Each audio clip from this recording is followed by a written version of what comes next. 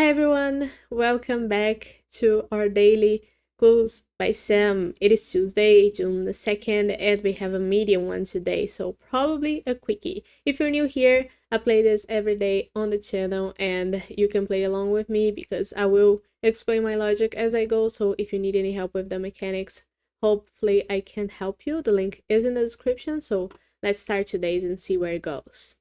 We start with Karen telling us that Xena is one of 3 criminals in column C. So Xena is a criminal and there's 2 more in column C, so 2 innocents. Xena says that exactly 2 of Celia's 4 criminal neighbors also neighbor Alex. So Celia and Alex share 2 neighbors and 2 of those are criminals, so that makes both Barrett and Habiba criminals. And we also know that Celia has 2 more criminals neighboring her, so only 1 innocent. Barrett says that Xena, you're no longer invited to their party, that's fine. Habiba says that both innocents below Celia are connected. Okay, so we know that column C has 2 innocents only, and both of those are below Celia. So that means that Celia is not an innocent herself. And we also know that the 2 innocents have to be connected. So Nicole has to be one of them because she is the only one who is connected to either Ike or Tina. So it doesn't matter what Ike or Tina are. What matters is that Nicole is connected to them and an innocent. Now Nicole says that there are no innocents to write events. Okay, so everybody here is a criminal and we don't need Nicole's clue anymore. There's a party. Apparently there is. Wally says there is only 1 innocent to the left of Daniel. So there has to be 1 innocent to the left of Daniel and there's only 1 person left, Alex. So Alex has to be an innocent and we don't need Wally's clue anymore. Now, I guess I'm gonna leave Xena's clue here because it tells us there's 1 innocent neighboring Celia. Alex says that there are exactly 2 innocents in between Kita and him. So there's Kita. There's 2 people between Kita and Alex, so both of them have to be innocents, and we don't need his clue anymore. Floyd now says there are more criminals in row 1 than row 2.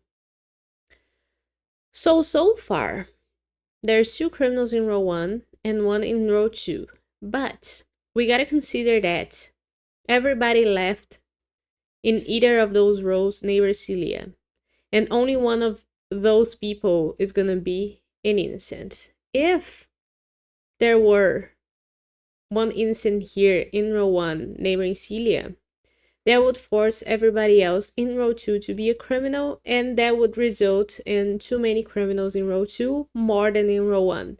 So we can't have that happen. We know for sure that Daniel is a criminal, and we know that Ike and Jason are opposites, because only one of them is going to be an innocent. Daniel says there's an equal number of criminals in rows 1 and 5. We know there's 3 criminals in row 1, so that means there's 3 in row 5, and row 5 already has 3, so that means that Vance is an innocent. And Vance now says there's only 1 criminal in column A, and there's only 1 person left in column A that needs to be a criminal. Now, Kita says that Martin is one of Tina's 6 criminal neighbors. Martin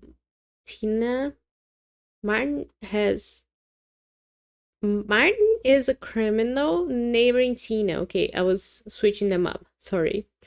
And that said, we know that Tina has 2 innocents neighboring her only because she has 8 neighbors total and 6 of them are innocents. 6 of them are criminals. That's the danger right there. When you try to make it clear in your head and you mix them up. Martin says that he has exactly 4 criminal neighbors. Okay. Habiba is one of them. Kita is the second one. And he's gonna have a third one here in column C, but only 1 more in column C because the people left in column C, the neighbor Martin, are opposites. So that makes Samira a criminal as well, so that Martin can have 4. Samira now says that only 1 row has exactly 2 criminals. Well, it couldn't be... Oh, it's talking about rows and I'm looking at columns again. Or there's a danger of making it. We know that row 2, making it opposite in your head, like you switch the terms up in your head trying to make sense of it.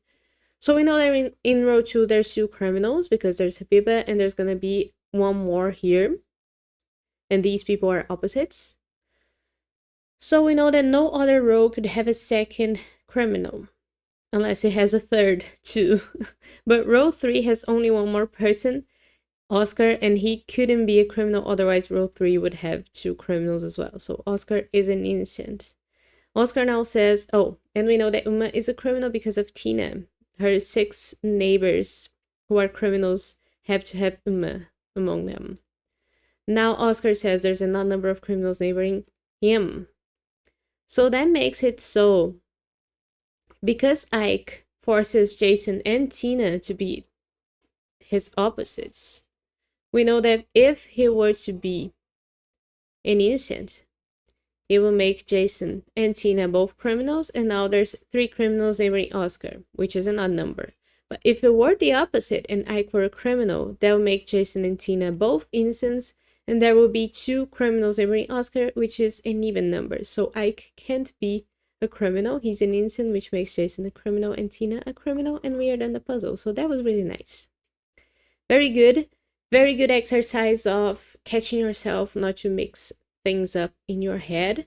Of course, speaking them out loud helps, because as I'm listening to myself, I'm listening to what I'm saying wrong.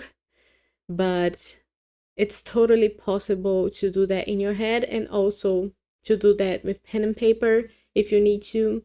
So I do hope you enjoyed the video and the tips. I'll see you tomorrow for more Clues by Sam. So bye bye.